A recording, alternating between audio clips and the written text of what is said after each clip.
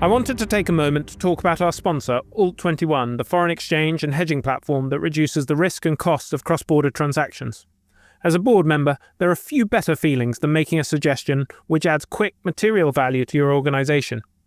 I remember when one of our board members saved us $50,000 with a quick introduction to a group discount scheme for one of our key suppliers. I continue to feel grateful to this day. Alt21 can offer exactly this kind of quick win for board members. By using their foreign exchange and hedging services, you could reduce your company's costs by 90%. For a company that has just 10 million foreign exchange exposure through its revenues or cost base, that could be over $300,000 back into the business. Alt21 are so confident that they offer the best value in the market, they show you how much they make from fees in real time before and after any transaction. If you want to save your organisation money on its foreign exchange and hedging, head to alt21.com.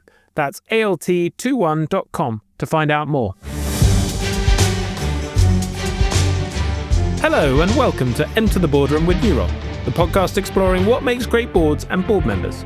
I'm your host, Oliver Cummings, CEO of Newroll, the board search specialist and market leader, bringing science to the art of board hiring.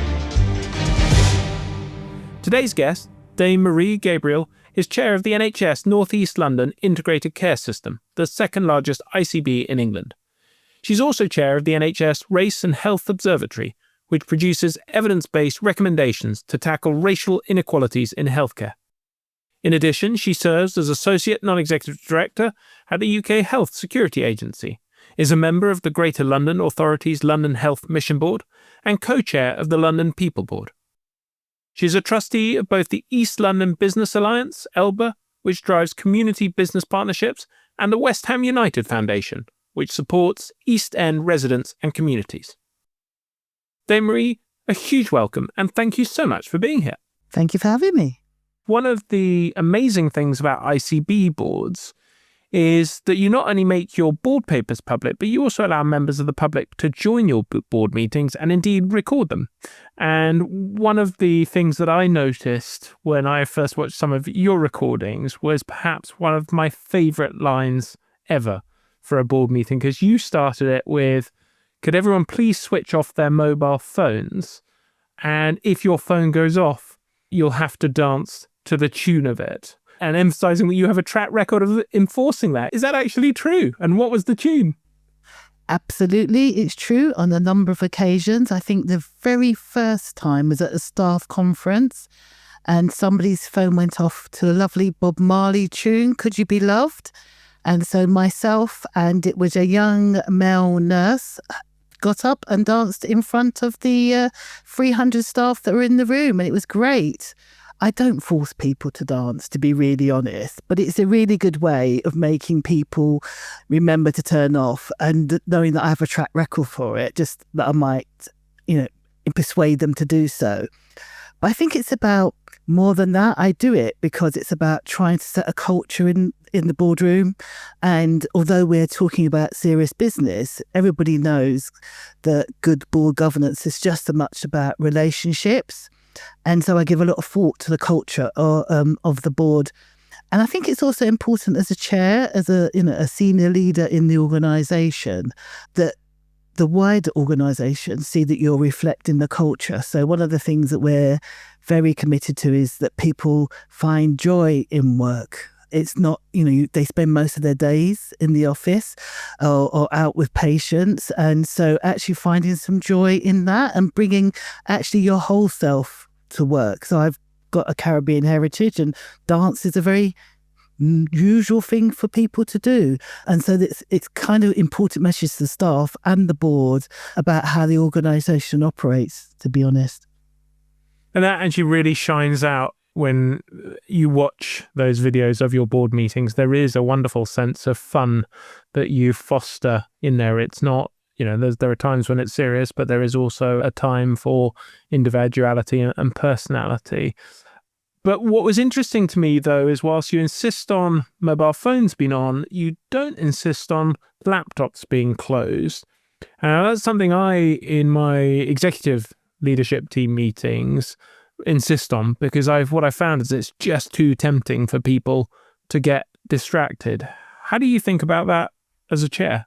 Well, people need to have their laptops because our board papers are all online. And the only way they can follow the meeting and keep track of the notes they've made on their papers to ask the questions to contribute to the debate is by having their laptops or their iPads open. But I'm very clear that doesn't mean that when your email pops up that you'd start tapping away and answering your email. And so that's a conversation that we have before the board. And if I spot it, I have a little chat after saying, oh, I did notice. And imagine if I notice as your chair, the public will notice that you're sending an email when you should be focused in on making decisions and contributing to the board conversation. So it's not something we can avoid, but I continue to be quite vigilant at the meeting to make sure people are using it for the purpose of following the board meeting. So you've talked about how you're very conscious about how you build that sense of humanity into your boardrooms. I'm curious to hear what strategies you use to build that. So it's actually a very purposeful approach, and it begins outside of the board room. So I build one-to-one relationships with each of the board members. So yes, it's a work-focused conversation, but it's a conversation about what motivates them, what they're interested in, and they can bring other bits of their knowledge outside of their specific health knowledge, for example, into that conversation. And it's more than a one-to-one. So I will go to staff award events and be an award presenter and get to know the organisation that they're from as well. So those relationships are really important. But actually fostering that relationship between board members. So organising board dinners or, so only last night I was at dinner with my 2 primary care board members. And it's really important to understand what's worrying them, what advice they've got from me, and to get that feedback, because it's really good to understand what makes people tick. And also when we think about the humanity, when we started the board, each board that I'm on, if it's a new board, but also as a new chair, what I work through with people is actually what is our ambition? As a new chair, or when I'm establishing a new board, spend quite a lot of time saying, so what is our joint ambition? And what's our sense of joint endeavour? So what are the ways in which we're going to work together that is going to define who we are as a board and what sort of board we are? And then, of course, you have those board development sessions where you reflect on that even more. Okay, can we move on to talk about how you run your meetings? Because I was really interested by the way you structure your board papers, which I really liked. And you have this, you start with questions for the public, you then have a resident story, and you bring someone into the board meeting, so it's very physically present. You then have your chair CEO update, you talk about quality, strategy, finance, governance, and AOB. How much discussion are you having outside of the boardroom on those papers? So I think we have quite a focused discussion on the agenda. So it's really important to us to be led by the reason why we're in the room, which is about the residents and the patients that we provide services to. And that enables us to kind of frame the conversation debate that's going forward, because we're thinking about our residents. After all, we're accountable to them as a public body. It's their money, it's their minds, it's their bodies. So it's really important that we start off with that conversation. And we have regular meetings before each board meeting, but we do actually, for the beginning of the year, we set a forward plan of items. So what are our objectives for that year? What are the key things we're going to have to discuss? And there'll be some statutory things that we would have to discuss anyway, but these are our objectives, our corporate objectives. How are we going to deliver those? And actually, how are we going to work with our committees? Because it's not just what happens in the boardroom, it's what happens in the committees. So that flow of information between committees and between the boards and committees. So our forward agenda looks at all of those, and each committee has an objective that's tied into the board. So when you talk about the conversation outside the boardroom, it's much wider than the board itself, and therefore what papers we need to have to support that and what conversations we need to have to support that. Can you expand more on that flow between the committee and the main board? So boards have committees to go into much more detail about a board topic, because you only have a certain amount of time at the boardroom, and you want to get under the skin of certain issues. For example, in a health situation, it is about the quality of services, for example. And so we formally delegate topics to a committee, and then the committee will examine them in more detail and then provide a report back to the board, as we call it, an exception report about what they found and what they've learnt. But we've also found there's a flow between committees, because you can't really look at quality without looking at productivity and the financial impacts. You can't really look at reducing our funding actually without, sort of, which is one of the things we have to do at the moment, without looking at the quality impact. So how those committees have joint conversations, how their agendas overline, even the timing of those conversations is really important. And so have there been moments where that dynamic hasn't worked as well?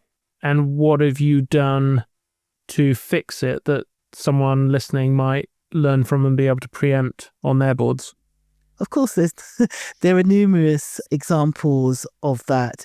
So we've recently been having quite a debate about the challenge that we have around reducing the cost. So the government has set a requirement that my organisation reduces its running cost by 50% by next year, which is a huge ask.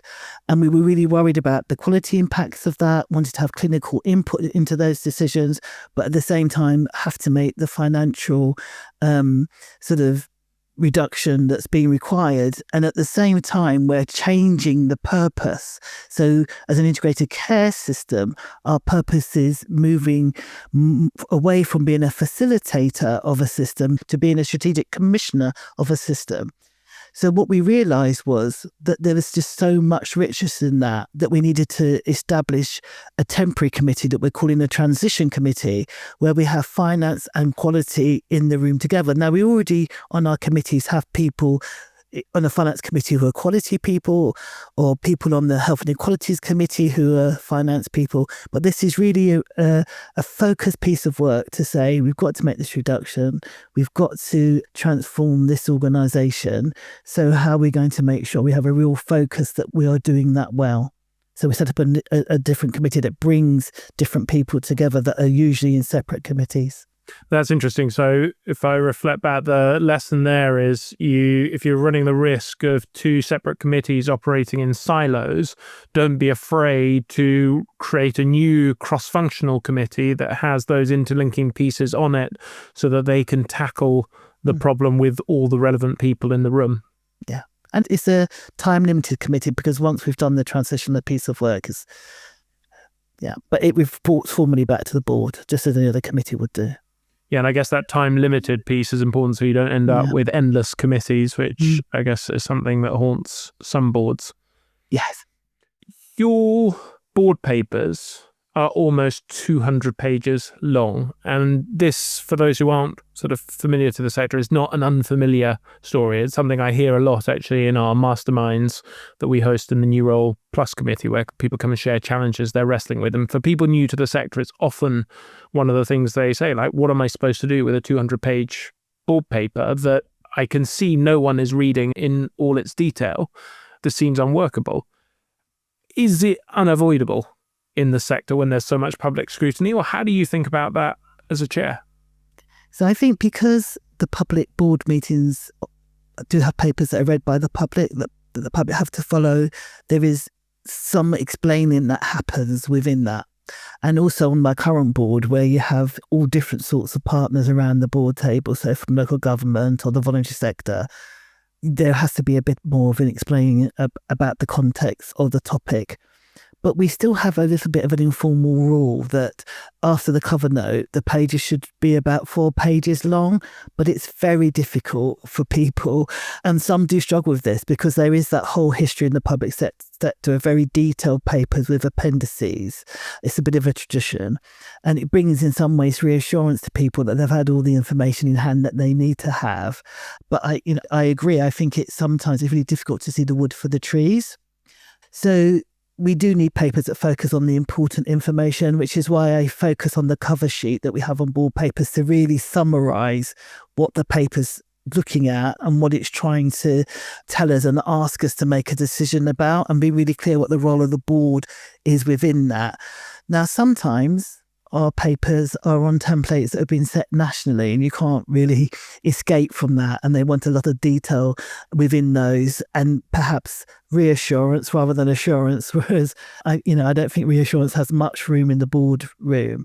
I do expect colleagues to read all the papers, and I'm quite clear on that. People have taken time to write them. We should be reading them. So it is avoidable to an extent, but it is linked to public accountability. So you're saying some of it you can't escape from because it's nationally mandated. And interesting whether you think there's a problem there. I mean, it seems to be a recurring theme.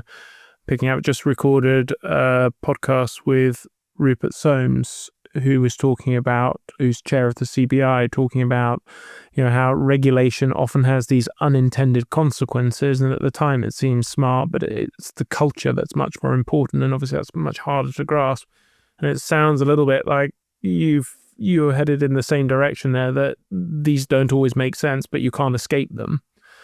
But it sounds like there is also scope as a chair to push back on those papers. I've certainly heard chairs saying, if you send me a ball pack that long, I'm not going to read it because you haven't distilled the signal from the noise. So send it in again, and I want no more than X pages. Is that something you've done as a chair? Yes, so that's why I talk about the rule of, 4 to 5 pages for a report. But also I wouldn't just sort of say you've got to do that. So a couple of the non-executives have sat down with the report writers, which may not always be the executive, and said, this is explained what it is to be a board, how a board operates, the sort of information the board needs to see to make a decision or to feel assured. And actually the feedback has been it's much harder to write a short paper than it is to write a long one, and it's been quite taxing. So ensuring that you're developing your report writers so they're able to do that task and feel confident in doing that. I like that. I haven't heard someone doing that, actually getting non-execs to sit down with the report writers and explain it. I certainly know from my own experience, when you sit on the other side of the table for the first time as a board member, it's really terrifying, trying to get your head around the issue. Whereas when you're the one writing the report, you can't understand why it's not obvious to the board. So that's something I often encourage people who are writing reports, executives, to go and sit on another board so that they get a better sense of what's required. Yeah, good idea. Time discipline is another massive challenge on any board, and especially one this complex. How do you manage that without compromising on the depth of discussion? I think it's again about the forward plan. Remember I talked earlier about the forward plan, and we've just this morning had a meeting about our September board meeting, looked through the agenda and the timing, and what items on the agenda will cause the most debate and discussion. So you give time for that. And as a chair, on the day, you can see when people need to have some more time to think about this, and you're all the time quickly looking at the rest of the agenda and thinking where you can pinch some time from. So the 4 information items are really going to be 4 information. I don't need you to highlight anything on those for me. And, rarely I would defer an item so we have enough time to have a debate about a topic. But also I do let the board know. I say, right, well, we are going over time for about 10 minutes. So please, your contributions, can they be short and sweet? And your answers be short and sweet? Because sometimes board members will like a little bit of a preamble to the actual question. So then you sort of still have the debate, but you ask people to use less words. The other observation I took from watching those recordings was how long and intense the meetings are, with huge numbers of people around the table, limited breaks, and you can see that people have come in, from doing something quite intense before, whatever their day job is. How do you as a chair go about making sure people are able to be at their best in that moment and remain engaged in such a challenging and intense mental environment? So I think that goes back to the relationships and the culture of the board. So keeping that humanity in there, as well as the sort of the sort of more stick bits, like a better words for that, but the more sort of structured bits rather than stick, the more structured bits about saying, please read all the papers. So people would have read them beforehand and made notes, so they'll be ready to contribute to that conversation. And I think when you can see that people are, you can watch them as a chair, that people are getting a bit tired and they're not talking as much, you know, even though you're trying to bring them in. So going back to what I was talking about, knowing the individual, you bring them into topics. Then I name it. I say, look, we're all getting tired. I think we need to have a break. Shall we have a break now? Just so people have a time to refresh or to say, yes, that is true. So, and I think that's because people, so one of the other things I talk about is with the board is about building debate. So please don't repeat what the last person said. The meeting's really long. It's really complex. It may spark something else in you. So you want to add to it. But let's try to keep the conversation to one which is bringing in new points and new wisdom and new insights to help us make a better decision. Interestingly, I noticed there were varying levels of experience and confidence around your board table, both in terms of how to ask good questions and how to respond. What are you doing as a chair to develop those skills that chairs and board members listening might borrow from?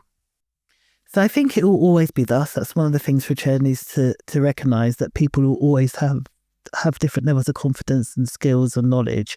Doesn't mean the questions are less important, and actually it means that you've got to actively encourage some people to talk more. But there's a whole process of this. So it always begins with a very robust board induction. There's a local induction. There's also a national induction as well that the NHS runs. It's through one-to-one conversations that, you know, where you pick up with people maybe directly after a board or during appraisals, because I don't know it's the same for all sectors, but in NHS you have board member appraisals, both non-exec and exec, and I have elected members as well on my board. There's board development sessions, and we've exposed that and talked about how can you ask effective questions. There are sessions that you can ask individual members to go on that are run by other people that the NHS England do as part of their board development programme. And I think that the flip side of that is actually really complimenting people in meetings. I've seen that be really effective. So when someone's asked a really brilliant, succinct question, that you actually say, that's a really great question. I love the way you asked that. And the same when someone's answered it really well. I will say that's a really brilliant way to answer a board question. So people are learning all the time and you're highlighting everybody else in the room. This is the expectation. So praise what you want people to repeat and emulate. Like that.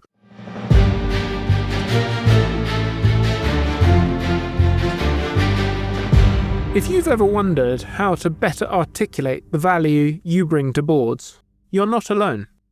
With Neural Plus, you get expert personalised support, someone working with you to sharpen your board value proposition.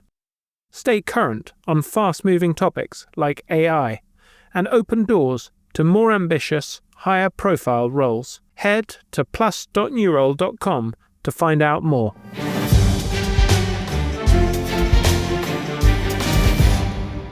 One of the things that really interests me is how boards can add value.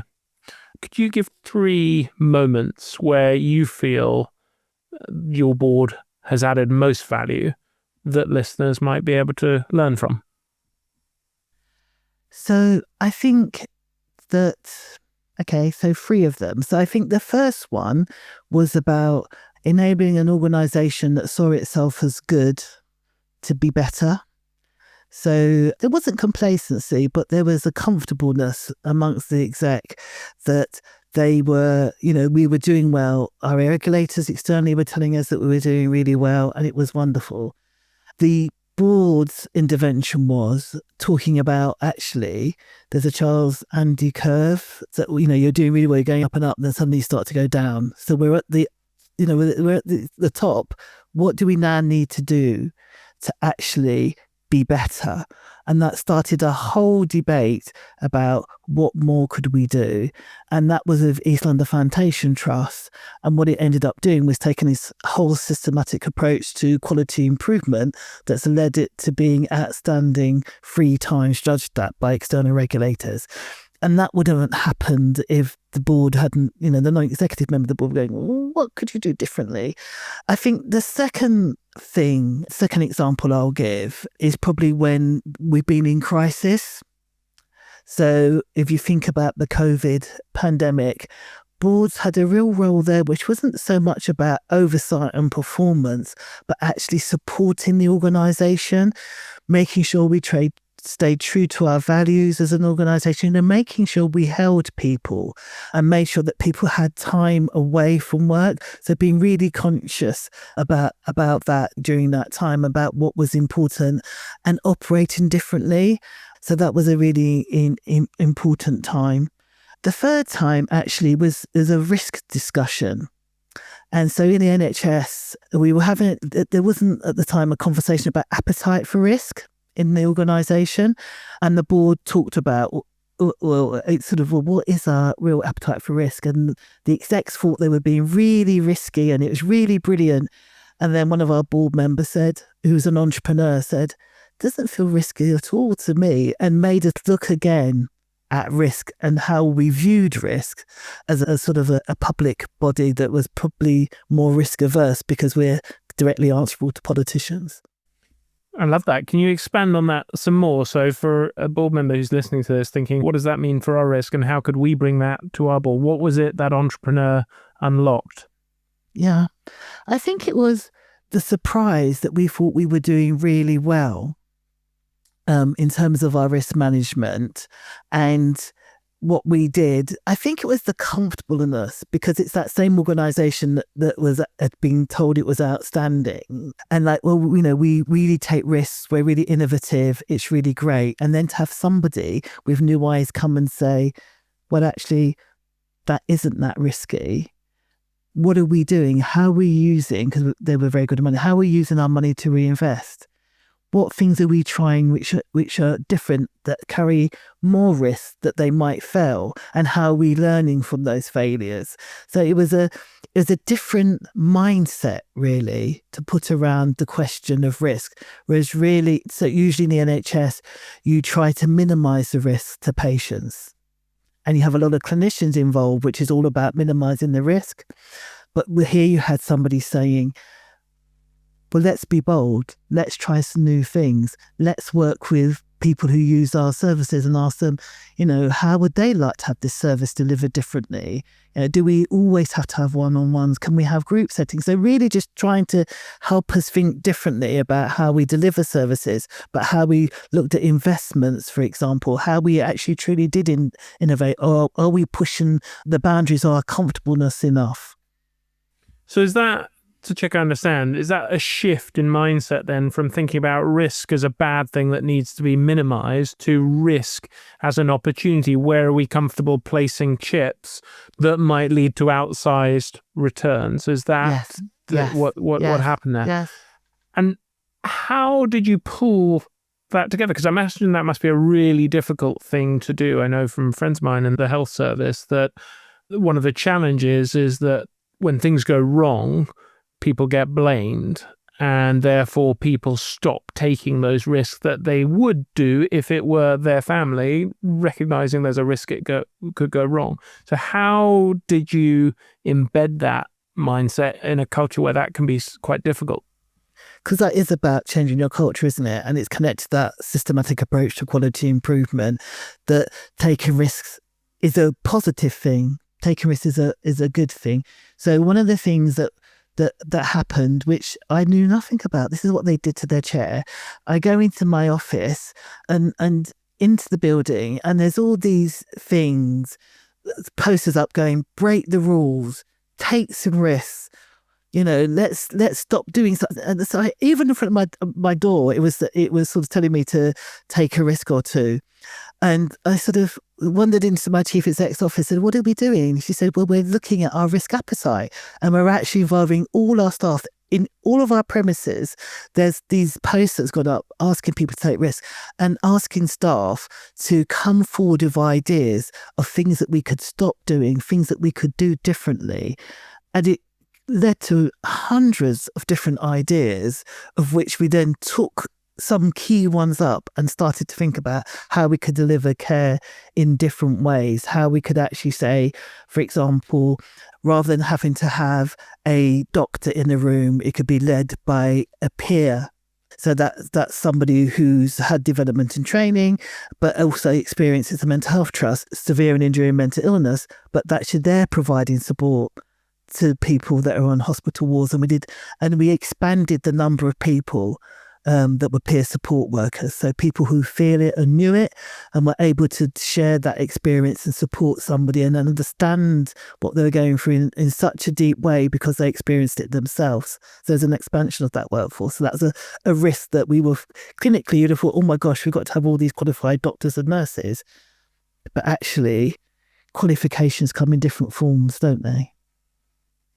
So but I'm curious to hear how you sort of bridge that gap, because I guess one of the things that people need to take risk is psychological safety, that what Amy Edmondson talked about in episode 100, the willingness to take risk and make mistakes without fear of reprisal. And I guess the challenge you face in your sector is there's so much regulation, so much public scrutiny that you can't always control that. So how, as a chair, and as a board, did you get people comfortable suddenly thinking, oh, actually, it's okay to take these risks? I think first it was that initial board conversation with Amir. And then I think it was like purposely think about how we were going to do that. And psychological safety was part of that. So that whole thing with the whole staff, all our thousands of staff to say, take a risk, was saying it's okay. But it also was a key part of the quality improvement approach. If you're trying new things and it's okay if it doesn't work, you've thought it through, you've used evidence, you've not just sort of plucked something out of the air. There's a process behind it. And if it doesn't work, what the key thing is the learning. Even the way in which we approached incidents change, being more open and transparent when something went wrong. And that's really important in the NHS, particularly being open and transparent with carers and patients about when something goes wrong, and actually deciding together, what is the learning and what do we want to look at within this and what will the learning be from it, and being quite open about that learning as well. What's been the single most challenging discussion you've had as a board? So the most challenging discussion I remember was when we were being asked to do something that would benefit the patients, but would put our organisation at quite large financial risk. It could have pushed us into deficit, which is not very good to do at all, but particularly not in the NHS. There's all sorts of regulatory things that happen to you, but it's just not good because you're managing your money well means that you're providing good services. And so we actually had a board debate about it. And I was very clear with people that there was no right or wrong answer. And I wanted people to be able to say what they really felt and thought in this situation. And then through the conversation, what we identified was that we wanted to do what was best for patients. That's the reason why we existed. That talked to our ambition and to our priorities. But we also needed to do what was right for the organisation. And for those people where finance was quite key and where our finance officer, for example, had to have a balanced budget, it was okay for him to say, actually, I can't agree to this. I understand why it's important, but I can't agree to it. And as a result of the conversation, what we ended up doing was identifying what could go wrong and the whole set of mitigating actions. So we said, yes, we're going to go ahead and do this, but to safeguard against us going into deficit, we wanted the commissioner to be involved in part of the discussion and for them to agree as well, so that they would perhaps bring in extra resources because they were part of that and they were tied into it and they owned it jointly with us. As an example of one of the things that we used to mitigate, we asked for more control of a particular area, which is the area where the activity could go too high and then cost us too much money. So but that activity was currently in the control of another organisation and we got that. So in the end, we didn't go into deficit and the services improved for people, but it was a difficult soul-searching decision. Let's move on and talk more about the NHS itself. I don't come from a healthcare background, and so I'm keen to help those listening who are also not familiar, because it's been fascinating for me researching this episode, and it strikes me as something all of our listeners should be aware of, because I think it offers lessons for board members that will carry across industries, as well as, something we all have a stake in. Because you're not just steering a ship through a storm, you're doing so while the crew is changing, the destination is shifting, and the navigation equipment is being redesigned mid-voyage. For those not familiar with the landscape, can you just give an overview of how you see it? So it changes. The NHS is a vote winner and a vote loser. So there's always lots of political interest in it, and there's always an appetite to do something with it when a new government comes into power or when a current government is re-elected. So we're used to that. It's so important to the public as well. So the public are always watching. There's public satisfaction surveys, there's staff surveys, it's front page news when something goes wrong. So it's always under a microscope. And so that just means that you're very publicly accountable for what you do, but it also means that things can change at quite short notice. So the latest, the 50% reduction, we weren't aware was going to happen, and we sort of found out that was going to happen and it was going to have to be in place within the end of the financial year, and that we were going to have to work through how that we could make that real at the same time as changing the role of the ICB, and actually what would that blueprint look like. So in a sense, you were not only having to implement the policy, you were having to define how you would implement that policy. So it is, it's scary stuff at times. But being on an NHS board is the greatest privilege. And people that I've encouraged from other sectors to come on board don't understand it till they're in it. But it really is the greatest privilege. You have the opportunity to shape and improve services that are delivered when people are at their most vulnerable. And everybody, even when they have private healthcare, at some point will need the NHS because private healthcare doesn't do the breadth that we do. And you're there making sure that it's the best quality, but also that you're spending public money well, which is another important element. And that you're part of an organisation that works with incredible people who every second of the day are saving people's lives. And it's something that people need from the moment, well, even before they're born, until the time that they die. So part of the NHS is making sure people have a good death. And so it's incredibly important and so worthwhile. And I'd encourage anybody to be part of it. And it's addictive. So I've got a really good colleague, Eileen, who I persuaded for about 4 years, her background in banking, to come into the NHS.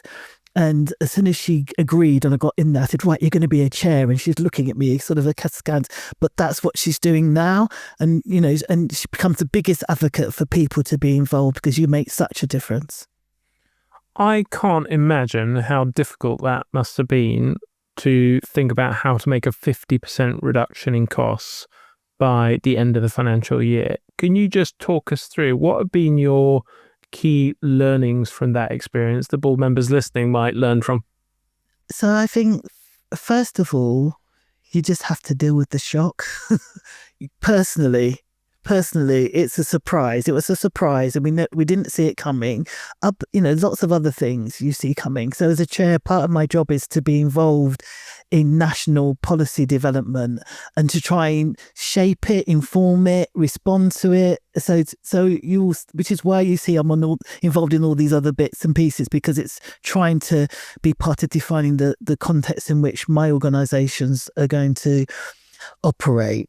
So the first of it is, just putting yourself together. but also being an enormous support to your senior team and being aware what they're going to go through, because they're the ones that are going to have to be looking into the faces of people and delivering this. Of course, I'm there at the first meeting talking to staff, and I go around and I talk to staff, but that's not the same as having the conversation that, well, actually your job is at risk directly with people. So I think that's a really important thing for people to think about. And this can happen, it could be any crisis. I think it's also really important to think about how you can do the change with people. So it's not something you're going to do to people. So this is a decision that's been made. We are a public body. Our job is to enact government policy, and this is one of the things that we're going to do. But we're not going to lose sight of our ambition, which is to improve the health of our local populations and to tackle the inequalities in access and experience and outcomes in health. So, so keeping true to that and keeping true to the values of the organisation about sort of openness and transparency, and making sure that you're having conversations with partners and with staff about how we can do this well, and working with the trade unions to do that.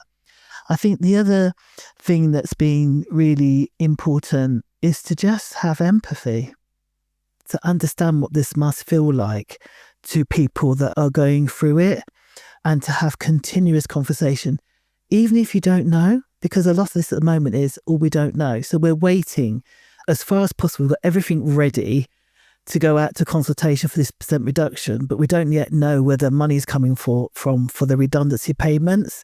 And we're hoping within the next week or so to have that clarity. But you continue to have that conversation with people saying, actually, we don't know, but these are some of the things that we can do instead. And also, as a chair, it's been about thinking about other sectors and who can help us. I mean, it's a challenging time across all sectors at the moment, but so one of the charities I'm involved in, Elba, it's with local businesses, and what we've striven to do is actually give our staff some experience in applying for jobs in the private sector, working with East London Business Alliance, because what's happening at the same time is we're reducing, national NHS is reducing, regional NHS is reducing, other NHS delivery organisations, providers as we call them, trusts, hospital trusts, are having to make savings too. So there's not a lot of options for staff in terms of where else they could apply to. Marie, time has flown, which means it's time for the lightning round, where I'm going to ask you a short question and ask you for a quick response if you're ready. Okay, I'll try. Best book every board member should read, and why? It's Managing Without Profit by a man called Mike Hudson. What's a boardroom myth you think needs busting? That it's all about process, because it's not. It's about relationships. Boardroom behaviour that irritates you most? Texting. Don't text while you're in my board meeting. Or you'll be dancing to the tune. There's no tune. I will call you out and say, could you please not text while you're in the board meeting? Quite right. Most valuable board ritual? For me in the NHS, it's listening to patients. Favourite quote? Nothing is impossible. Most significant professional insight? That relationships are really important. The worst professional advice you've ever received? You don't need to be around much as a chair. What have you changed your mind on about boards over time? It's actually more about what happens outside the boardroom than that happens inside the boardroom. When was the last time you got a significant judgment call wrong in the boardroom, and what did you learn? So it was less than a couple of years ago, which was about an approach to cultural change. We're having a conversation in the room about there's two different approaches. I really felt that one approach should be the way, but said, okay, let's go with the one that was being recommended in the room. But I was really worried about it. What I know is that I should have spoken up. Can you believe it or not, I needed to speak up. But actually, I should have spoken to the non-executive who was chairing that committee beforehand, because I was worried and I didn't go and talk to them beforehand, and I should have done.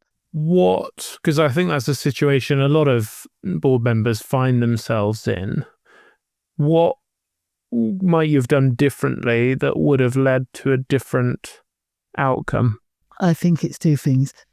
Raise my concern with the non-executive that was leading on it before the board meeting, and also the relevant executive and work it through, to spend some more time thinking about why I was so worried about it. So I wasn't able to articulate. It was a kind of more of a gut reaction as the conversation went on. And I should have thought about it a bit more. It's that preparation bit. But actually in the meeting itself say, I'm uncomfortable about this. I can't articulate properly why. Can we please come back to it? Well, once I've had some time to think about it and have some more conversations. In episode 134 and 135, Margaret Heffernan talked about the importance of having a cooling off period in after decisions and allowing people, because of the way our brains process things, sometimes we can't actually get to the answer until after the decision has been taken. And I guess having something in that sort of situation might have helped you by that time. And as a consequence of, I always say to other people, are you sure? Do you need some more time to think about it? And I didn't do it to myself, so I have to do it to myself too. How are you better today as a board member than when you started? I think it's my understanding of the need to influence upwards. This is in the NHS, but I suppose for other chairs, it'll be interest in influencing outwards. So, how do I work with my chief executive to influence policy and decisions that are going to be made by others that will impact on me? So I think they may seem a drain on your time, but going to meetings that are putting together people from your sector that have, a minister, in my case, or, a national lead or an international expert, go to them. It means putting your hand up, even when you feel a little bit nervous about it. So, putting my hand up for London People Board to co-chair that. Well, I turned it into a co-chair arrangement, but and I felt this is not an area of strength, but actually it's been really important. And I was worried about how we supporting and enabling our staff in the NHS and could see lots of opportunities to do more. So that's another way in which you can sort of step forward and influence. And I think just reading around the topic, and it also means that you ask much more interesting questions at board. So don't just rely on the board papers. Make sure you're well read. And finally, 3 things our listeners should take away from this episode if they take nothing else. Focus on the culture of the board. Listen to your customer. For us, that's patients. Tackle inequity. It benefits everyone. Marie, thank you so much for taking the time to share your wisdom and experience.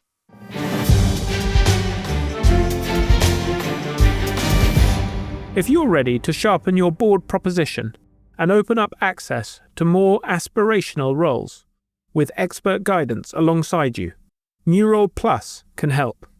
As an Enter the Boardroom listener, you get 10% off.